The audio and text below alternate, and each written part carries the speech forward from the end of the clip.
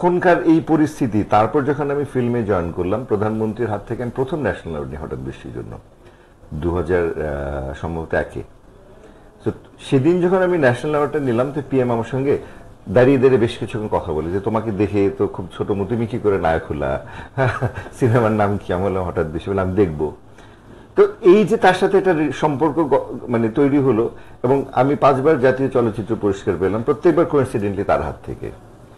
অনেকের ক্ষেত্রে হয়েছে যে প্রধানমন্ত্রী হয়তো কোনো কারণে দেশে নাই বা কিছু একটা, বাট আমার আই ওয়াজ ভেরি লাকি, 5বারই পেলাম। এই যে তার সান্নিধ্যে আসা, আস্তে আস্তে আস্তে মনে করি 2008-এর পর থেকে যত কাছে যেতাম আরো ভালো, এই একটা ভালো লাগা, অদ্ভুত একটা অনুভূতি তৈরি হওয়া যে একটা মানুষ সবকিছু হারিয়েছে দেশের জন্য, কিন্তু এই দেশের মানুষের জন্য আবার সবকিছু দিয়ে যাচ্ছে।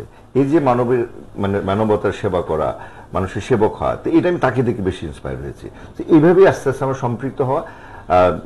14-তে 19-এর ইলেকশন একদম সরাসরি। একটা সময় ছিল যে কোনো শিল্পীরা আসলে সবসময় বলতো আমরা নিরপেক্ষ থাকবো, শিল্পীরা কোনো দল করবে না, বাট আমি ওটা বিশ্বাস করি না। আমার মনে হচ্ছে পৃথিবীর কেউই নিরপেক্ষ না।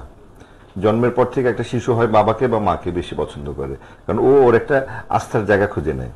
হ্যাঁ, যে বেশি সাপোর্ট করে তাকে বেশি পছন্দ করে। সো কোনো মানুষ আমরা নিরপেক্ষ থাকা মানে হচ্ছে কি আমার মনে থমকে যাওয়া। আদর্শিক তো একটা জায়গা থাকবে। হ্যাঁ, আমার শিক্ষা, আমার সংস্কৃতি, আমার বেড়ে ওঠা সবকিছু মিলে আমার আদর্শের জায়গা আওয়ামী লীগ, নৌকা, মাননীয় প্রধানমন্ত্রী। সো এইভাবেই আসলে সম্পৃক্ত হয়ে উঠেছে।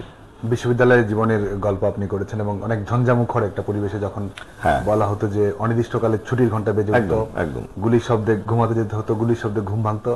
আপনি একজন তরুণ হয়ে আমাদের ঢাকা বিশ্ববিদ্যালয়ের গণযোগাযোগ এবং সাংবাদিকতা বিভাগে লেখাপড়া করেছেন। আপনার অনেক সহপাঠী আজকে কিন্তু আমাদের অনেক প্রবীণ শিক্ষক, আপনি এখনো চিরতরুণ নায়ক। প্রবীণ বলো না, শিক্ষক বলো। শিক্ষক রয়েছেন। আপনি যখন বিশ্ববিদ্যালয়ে পড়েছেন 8-10 জন তরুণের মতোই ছিলেন, অনেক স্বপ্ন নিয়ে এসেছিলেন। কখনো কি ভেবেছিলেন যে একজন অসাধারণ নায়ক হয়ে উঠবেন একদিন? নায়ক আসলে হয়ে ওঠার ব্যাপারটা আমি যখন ক্লাস 1-এ পড়ি তখন থেকেই ভেবেছি। আমি খুবই ছোটবেলা একটা সিনেমা শুটিং দেখেছিলাম যে একটা নায়ক হেঁটে যাচ্ছে, মাথার উপর ছাতা, আর পিছনে শত শত মানুষ তার পিছন পিছন যাচ্ছে। আসলে এটা আমার মনের ভিতরে কোনো এক জায়গায় অজানা ভাবে ছিল, আমি একদিন এরকম করে যাব, সবাই আমাকে দেখবে। বাট সেইভাবে তো প্রিপারেশন নেওয়া যায় না। আমরা কখনো তো এইম ইন লাইফে লিখতে পারতাম না যে আমি বড় হয়ে সিনেমার নায়ক হবো, তাহলে তো মাইর খেতে টিচারের। ডাক্তার, ইঞ্জিনিয়ারিং লিখতে হতো। আমি ঢাকা বিশ্ববিদ্যালয়ে ভর্তি, যেটা হলো যে আমার সামনে একটা বড় দিগন্ত খুলে গেল। মানে আমি তখন বুঝলাম যে আমি একটা মানে কূপের ব্যাঙ এসে হয় না সমুদ্রে পড়েছি, এরকম একটা মনে হলো আমার কাছে। সামনে মানে অবারিত জায়গা, অফুরন্ত সম্ভাবনা। আমি ঢাকা ইউনিভার্সিটিতে ভর্তি হয়েই প্রথম চলে টিএসসিতে গেলাম। টিএসসি আমার একটা স্বপ্নের জায়গা ছিল। টিএসসি থেকে যত কিছু আছে, আজকে পাশ করে আসছি, অনেক ভালো রেজাল্ট নিয়ে আপনি এসেছেন। আমাদের প্রথম যে বিষয়টি জানতে চাই যে আপনার জীবনের শুরুটা হয়েছে অভিনয় দিয়ে, অভিনয় থেকে আপনি রাজনীতিতে এসেছেন। আমরা শুরুতেই আপনার অভিনয় জীবন সম্পর্কে আমরা জানি, আপনার অর্জন সম্পর্কে আমরা জানি, আমরা গোটা বাংলাদেশ গর্ব অনুভব করি, বাংলাদেশের জনগণ গর্ব অনুভব করে। এই যে নতুন ইনিংস শুরু করলেন রাজনীতিতে, এটি কেমন? জন্মদিন ক্যান্টনমেন্টে তারা দুজন বসে খুব আস্তে আস্তে কথা বলতো। ক্যান্টনমেন্ট, সামরিক শাসন, শুনে ফেলবে, কোনো একটা প্রবলেম হবে, তো এরকম একটা পরিবেশে দেখতাম। এবং সবচেয়ে ইন্টারেস্টিং ব্যাপার হচ্ছে যে মামা কখন আসবে আব্বা ওয়েট করতো, মানে সেই আসলেই তার কাছ থেকে সব ইনফরমেশন গুলি সে পাবে। তো তাদের দুজনের এই কথাবার্তা দেখে দেখে আস্তে আস্তে বঙ্গবন্ধু, হ্যাঁ, আব্বা তার কাছ থেকে শুনে জেনে এই একটা আদর্শিক জায়গা মনের ভিতরে ছিল।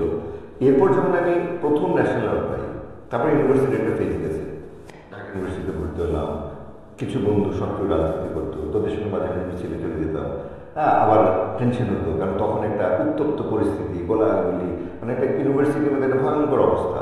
মানে এমনও হয়েছে যে আমার পরীক্ষা হঠাৎ করে দেখে আম্মা চলে আসছে, ইউনিভার্সিটিতে আম্মা চলে আসছে। তুমি কি ব্যাপার বলে, কেন টিভিতে দেখলাম যে মারামারি হচ্ছে।